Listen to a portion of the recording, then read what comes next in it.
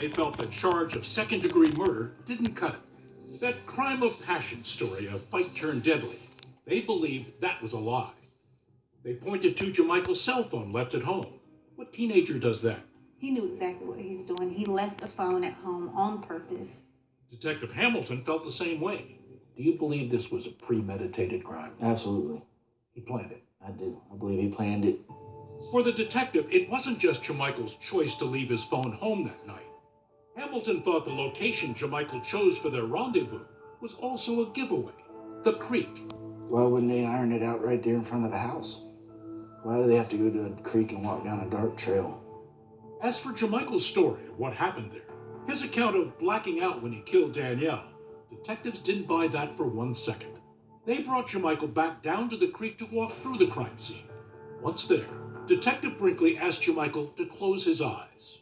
Jamichael, I want you to go back to the event. I want to get an idea about how long you felt like you had choked Danielle. Jamichael played along. And his eyes are twitching and closed, and I'm like, Jamichael, what's going on? What's happening? And he says that he had grabbed her and was starting to choke her. It was dead calm in the creek. 10 seconds went by, then 20, then a minute. I said, you still choking her? He said, yes. And that's when his attorney stopped it. He never blacked out.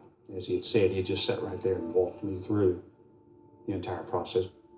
As for the motive, Detective Hamilton feels it all goes back to that test Jamichael mentioned during his confession.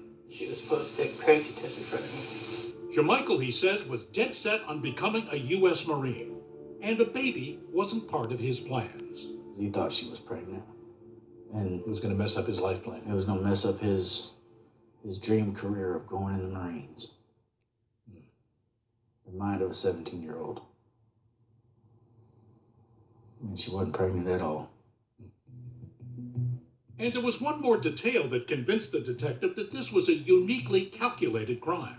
Something chilling. Remember those texts Jamichael's phone sent out from his house around the time of the killing? The ones that bolstered his alibi. So what was that about? He couldn't have been there to do it, I can tell you that.